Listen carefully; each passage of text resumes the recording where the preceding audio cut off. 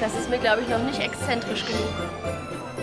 Ich probiere natürlich gerne weiter. Da habe ich kein Problem. Das ist eine einzige Dreherei hier. Man könnte meinen, wir sind am Fernsehen. Komm du mit nach Hause. So. Das ist wie auf Weihnachten war.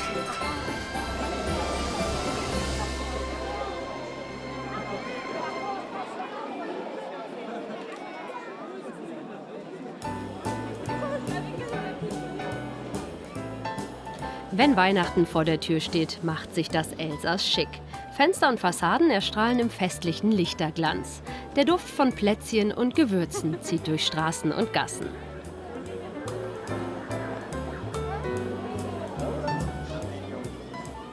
Sind Sie schon in Weihnachtsstimmung? Wenn nicht, kann ich Ihnen versprechen, spätestens in einer halben Stunde sind Sie es. Denn uns hat es heute in eine Region verschlagen, die in Sachen Weihnachten und weihnachtliche Bräuche die Nase ganz weit vorne hat. Das Elsass. Und hier in Colmar, da glitzert es und duftet es schon an allen Ecken und Enden. Genau das Richtige also für uns und für unsere weihnachtliche Spezialausgabe von Da will ich hin. Herzlich willkommen. Der Weihnachtsmarkt in Colmar ist inzwischen über die Grenzen Frankreichs bekannt, weil er besonders stimmungsvoll ist und familienfreundlich. Und er wurde sogar schon ausgezeichnet als einer der schönsten in Europa. Und einige Verkäufer hier, die sind sogar so im Weihnachtsfieber, die verschmelzen sogar mit ihrem Stand.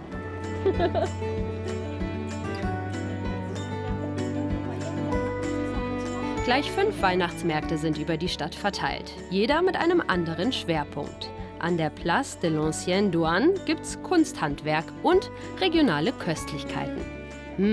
Verführerisch.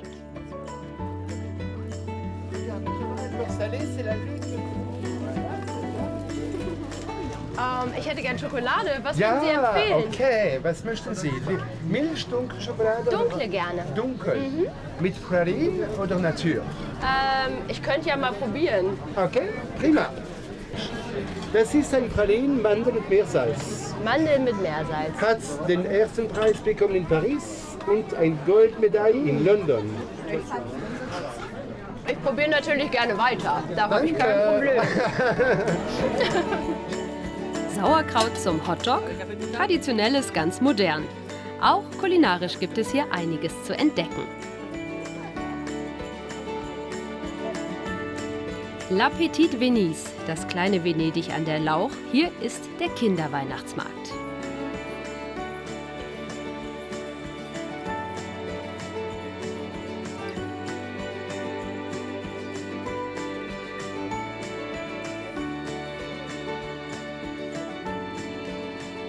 Aber Weihnachtsmarkt ohne Glühwein, das geht gar nicht. Denn hier in Colmar gibt es einen ganz speziellen.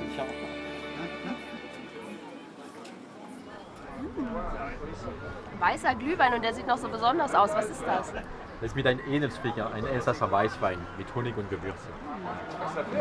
Sehr lecker.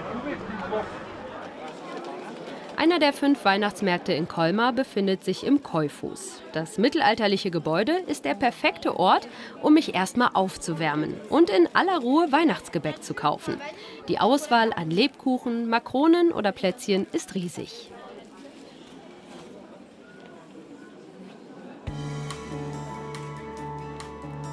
Im Keufuß haben auch viele Künstler aus dem Elsass ihre Stände aufgebaut. Töpfer, Kunstschmiede, Schmuckhersteller oder Glasbläser. Sie verkaufen ausschließlich Unikate. Perfekt als Mitbringsel oder Weihnachtsgeschenk. Viele fertigen ihre Sachen direkt vor Ort und lassen sich dabei gerne über die Schulter schauen.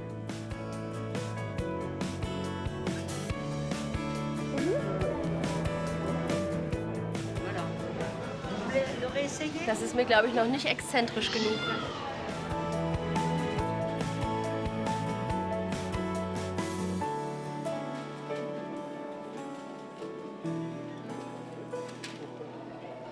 Nur wenige Kilometer nordwestlich von Colmar an der Elsässer Weinstraße liegt Kaisersberg. Das historische Zentrum mit seinen kleinen Gässchen lockt das ganze Jahr über viele Besucher an. Erst recht aber an den Adventswochenenden, denn da öffnet einer der ältesten Weihnachtsmärkte der Region, der Marché Authentique. Im Innenhof des Arsenals und rund um die Kirche Sainte-Croix sind die Produkte handgefertigt. Jedes ist ein Original und viele auch originell, wie zum Beispiel diese Stücke aus Holz.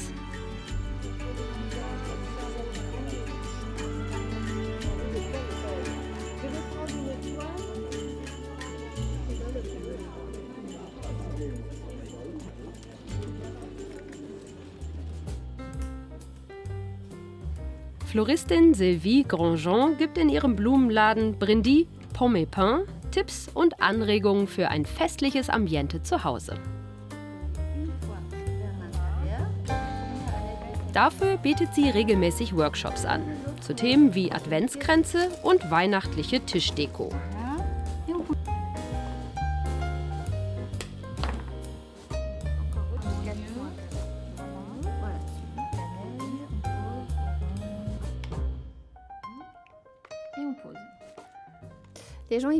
Die Leute kommen nach Kaisersberg, um die vorweihnachtliche Stimmung zu erleben. Die Lichter, die Düfte, den urigen Weihnachtsbaum. Wir haben hier diese Magie.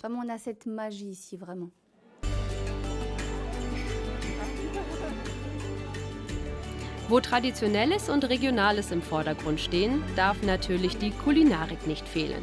Gleich neben dem Marché Authentique haben ortsansässige Produzenten ihre Stände mit typisch elsässischen Spezialitäten.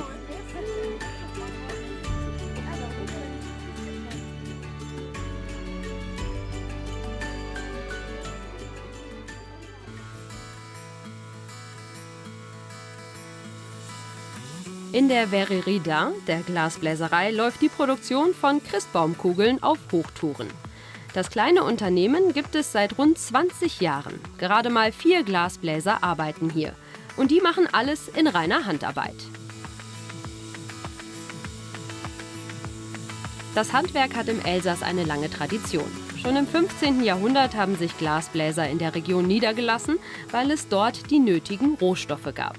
Dichte Wälder für Brennstoff und reichlich Sandstein für den erforderlichen Quarzsand. Im 17. Jahrhundert sind die ersten größeren Glashütten entstanden.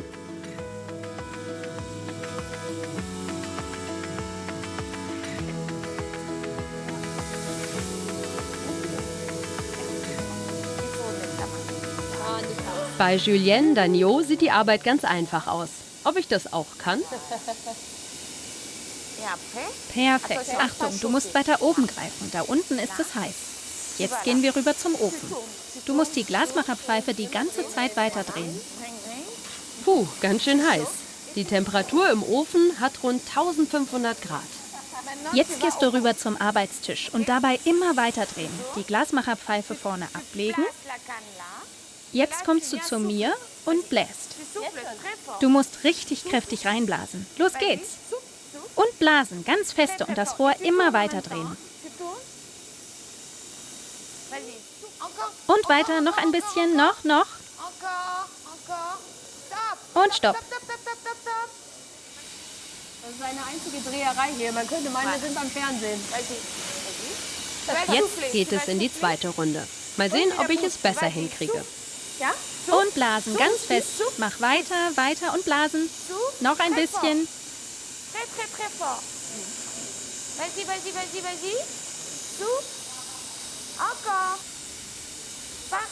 Perfekt. Hat sie gesagt. Jetzt machen wir noch die Öse zum Aufhängen obendran.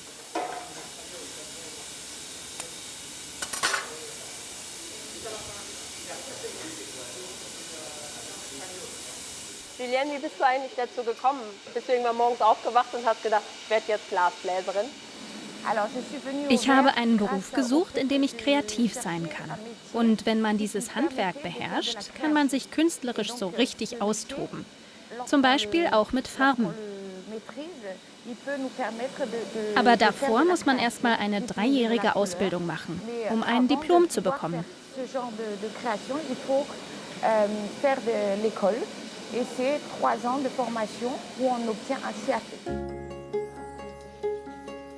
Alles, was Julienne und ihre Kollegen in der Glasbläserei produzieren, gibt es im Laden nebenan zu kaufen. In diesen Wochen ist es natürlich Weihnachtsdeko, die voll im Trend liegt.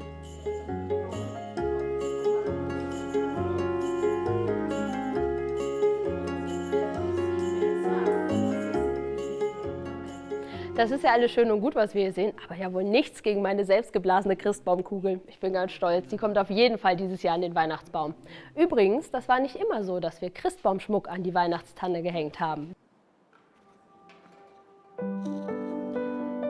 Früher hingen zum Beispiel Äpfel oder Hostien dran.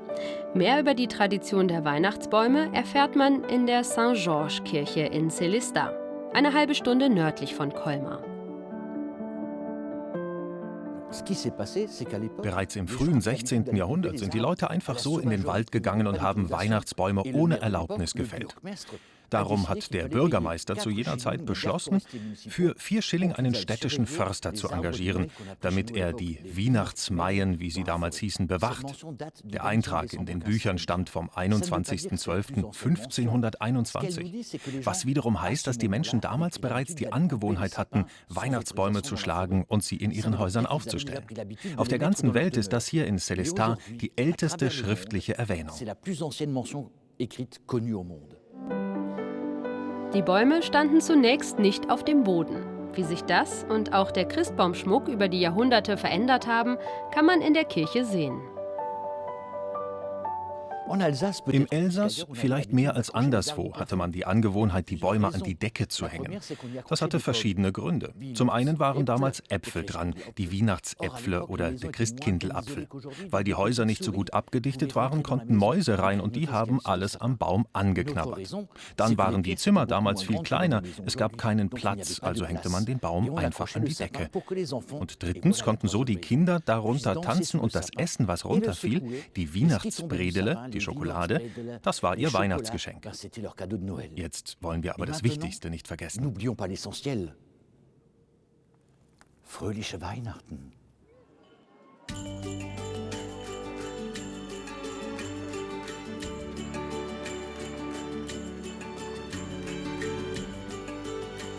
Lebkuchenkunst. So kann man das beschreiben, was Markéta Makudova macht.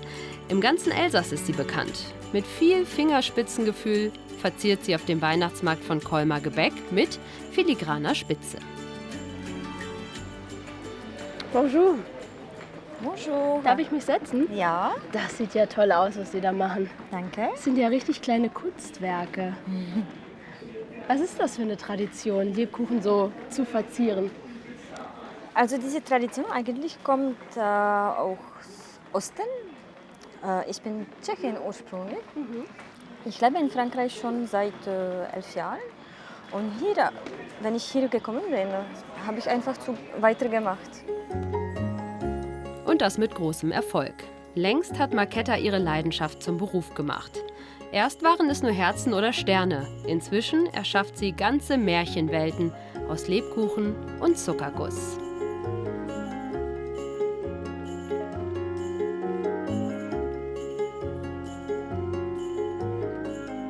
Ich probiere es auch erstmal mit Sternen.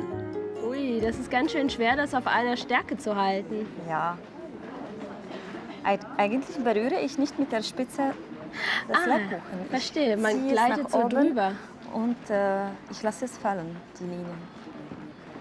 Och, gar nicht so leicht. Vor allem darf man da keine zittrige Hand haben.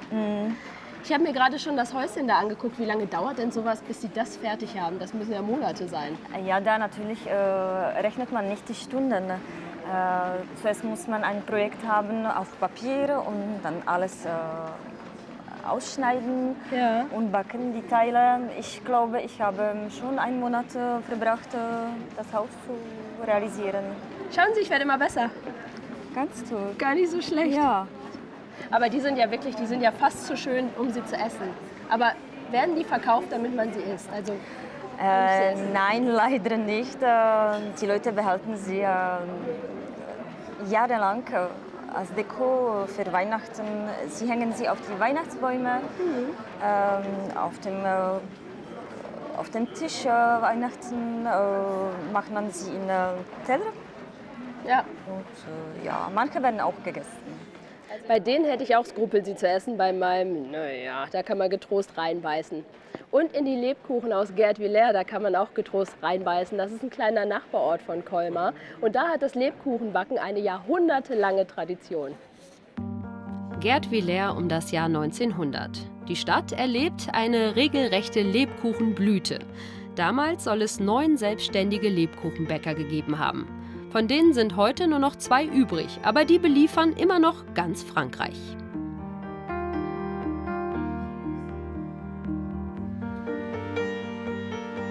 Das Haus Fort Wenger besitzt sogar ein Museum, das die Geschichte des Lebkuchens erzählt. Und die reicht zurück bis zu den alten Ägyptern. Da kannte man schon honiggesüßten Kuchen.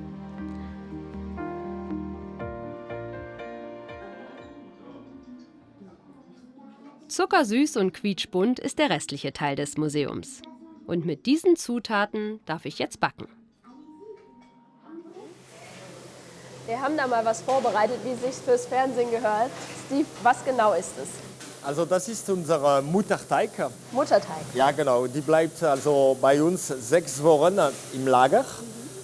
Das ist mit Honig, mit Zucker und mit Mehl gemacht.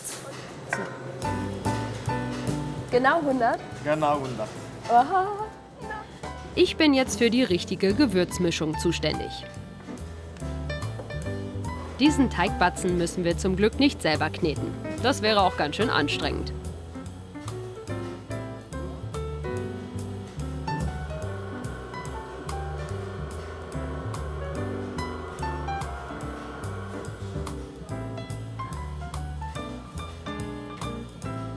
Die Masse anschließend ausrollen müssen wir aber selbst.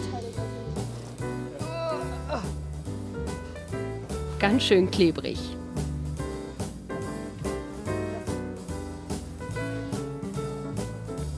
Da wird jede Hausfrau neidisch. Komm du mit nach Hause.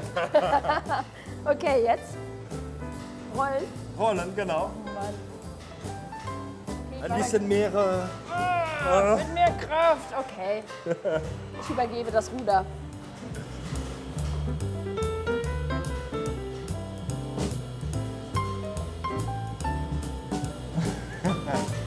Gute Arbeit. Okay.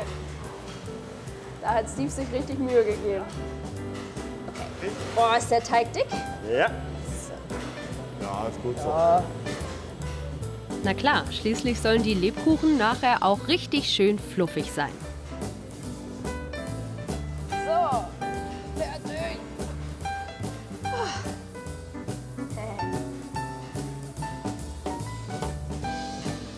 Die ersten beiden Backbleche sind voll. Ab damit in den Ofen. Bei 220 Grad werden die Lebkuchen gut 10 Minuten lang gebacken.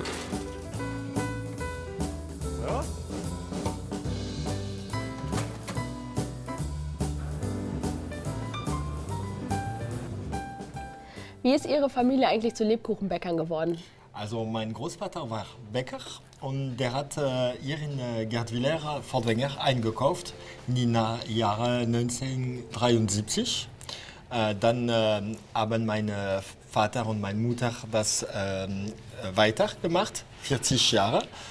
Und selbst, das macht schon 15 Jahre, dass ich in der Firma arbeite. Das ist ja ein Kindheitstraum, wenn man unter Lebkuchenbäckern aufwächst, die ganze Zeit essen. Ja, klar. Also immer, wenn wir zum Beispiel in Urlaub gewesen sind, habe ich immer meinen Lebkuchen damit genommen.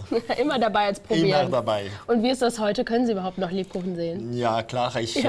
Jeden Morgen frühstücke ich hier. Also ich nehme nur Kaffee und Lebkuchen. Das ist mein Frühstück. So. Das ist wie auf Weihnachten warten. Die Glasur ist eine Geheimmmischung von Steve. Die sind auch richtig groß geworden. Ja, servus. Damit glänzen die Riesenherzen nicht nur schön, sondern werden auch nicht so schnell hart. Wann darf ich denn jetzt endlich mal eins probieren? Ja, jetzt direkt. Da wird die ganz kleine Variante ausgesucht. Oh, das gehört für mich auch einfach zur Weihnachtszeit dazu. Danke. Es gibt übrigens hier im Elsass noch ein Gebäck, an dem kommt man kaum vorbei, und zwar das Bredele. Und das wird im Eco-Musée ganz urig gebacken und sowieso dreht sich da alles um das Weihnachten aus den guten alten Zeiten.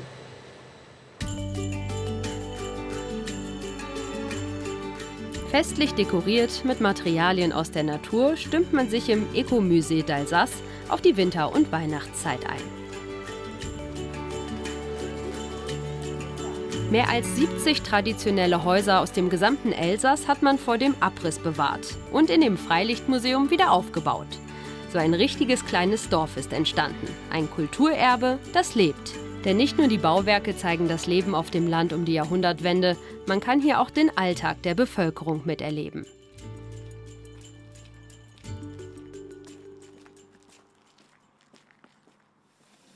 Zurzeit ist die Backstube der beliebteste Ort im Ecomusée.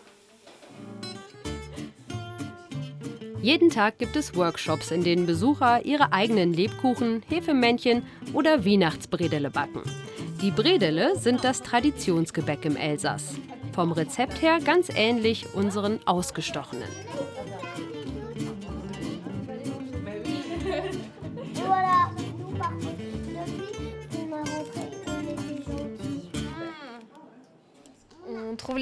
Wir haben im 14. Jahrhundert erste Hinweise auf das Rezept. Damals gab es noch keine Ausstechformen.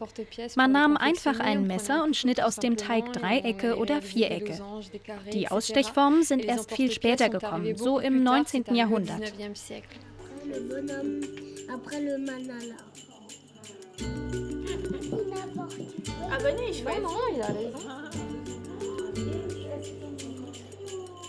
Im Ecomusée gibt es jede Menge Bastelworkshops, Erzählrunden oder Theaterstücke, die sich alle mit dem Thema Weihnachten befassen. Alles eher schlicht und traditionell. Ein angenehmer Kontrast zur hektischen Vorweihnachtszeit in den Städten.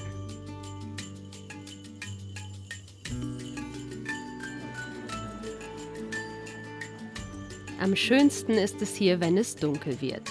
Da erstrahlen die kleinen Gassen in märchenhaftem Licht.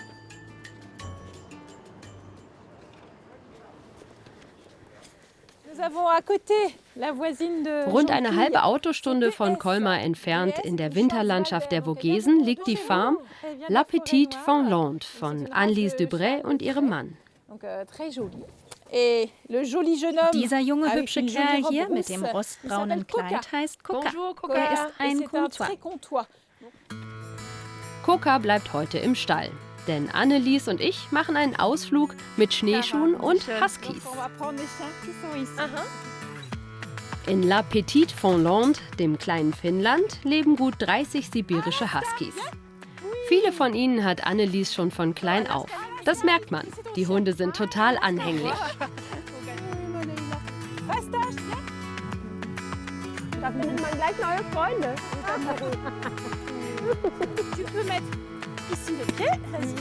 Jetzt aber genug gekuschelt. Annelies passt mir die Schneeschuhe an. Diese Wanderung soll nicht zu anstrengend werden, deshalb unterstützen uns die Huskies. Gott sei Dank ein sehr kleiner Hund.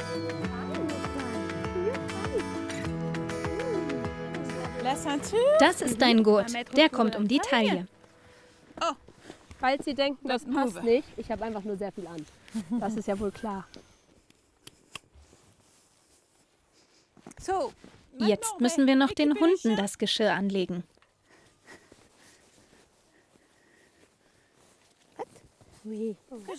Du bekommst Alaska. Die Leine haken wir hier ein und hier.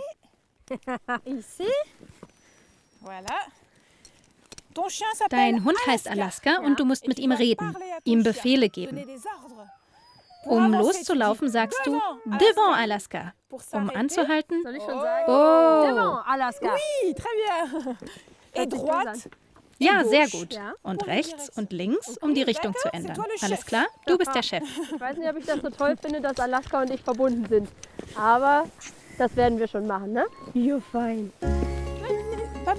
Die Hände brauchst du nicht. Schau, los geht's.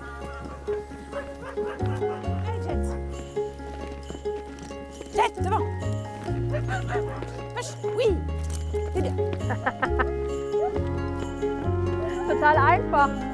Klasse. Das Wanderrevier rund um die Farm ist groß, denn sie liegt mitten in einem Naturschutzgebiet. Die Husky-Touren mit Annelies kann jeder buchen. 2,5 Stunden inklusive Besichtigung der Farm kosten etwa 40 € pro Person.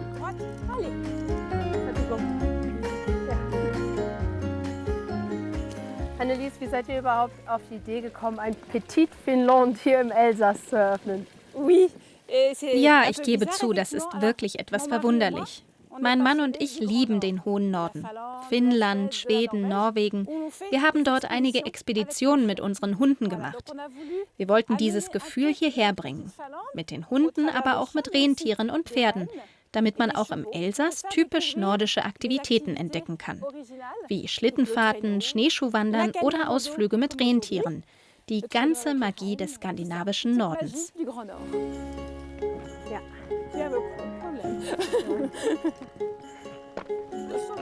Ja. Obwohl die Huskies uns ziehen, ist so eine Schneewanderung ganz schön anstrengend. Jetzt freue ich mich auf eine heiße Tasse Tee am Kamin. Ich bin schon ganz in Weihnachtsstimmung bei diesem Winterwunderland da draußen. Wie feiert ihr eigentlich Weihnachten? Für mich ist Weihnachten etwas, was man in der Familie erlebt. Ich liebe die Vorbereitungen, den Baum aussuchen und ihn dann zusammen mit den Kindern schmücken. Weihnachten selbst feiern wir auch in der Familie, mit unseren Kindern und mit unseren Gästen, die hier übernachten oder einige Tage bei uns verbringen. Wir halten es eher schlicht. Im Gegensatz zu den Weihnachtsmärkten, wo man viel konsumiert, viele Menschen unterwegs sind, man viel Geld ausgibt.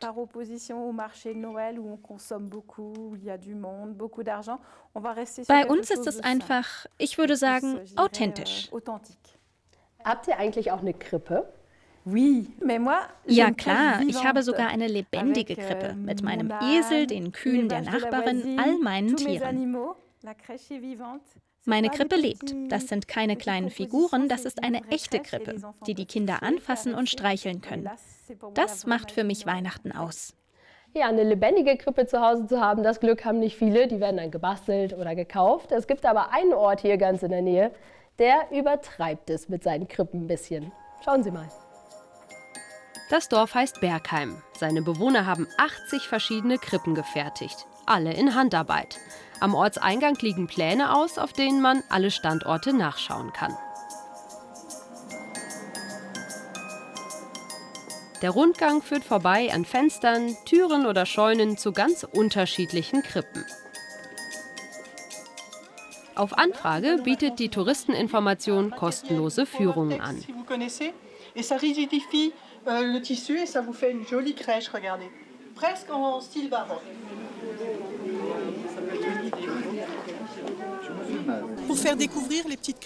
Bei einem Rundgang findet man die kleinen Krippen besser, aber auch die großen sieht man nicht immer gleich.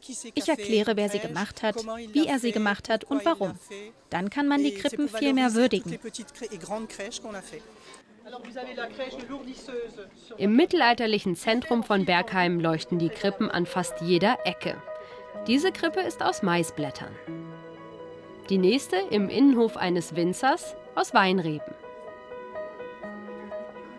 Häufig lohnt sich ein zweiter Blick, wie hier, wo fast alles aus Aluminiumkapseln von Weinflaschen gemacht ist. Und falls Sie noch nicht genug Krippen gesehen haben, habe ich hier noch eine, sagen wir mal, interessante für Sie in Colmar entdeckt. Und wie sieht's aus mit der Weihnachtsstimmung? Also mich hat sie vollgepackt. Ich bin total begeistert davon, wie traditionell unsere Nachbarn Weihnachten feiern. Und vielleicht haben Sie ja noch Zeit, vor Weihnachten vorbeizukommen, die letzten Geschenke zu kaufen. Machen Sie es gut und ich wünsche Ihnen vor allem eine schöne und besinnliche Weihnachtszeit.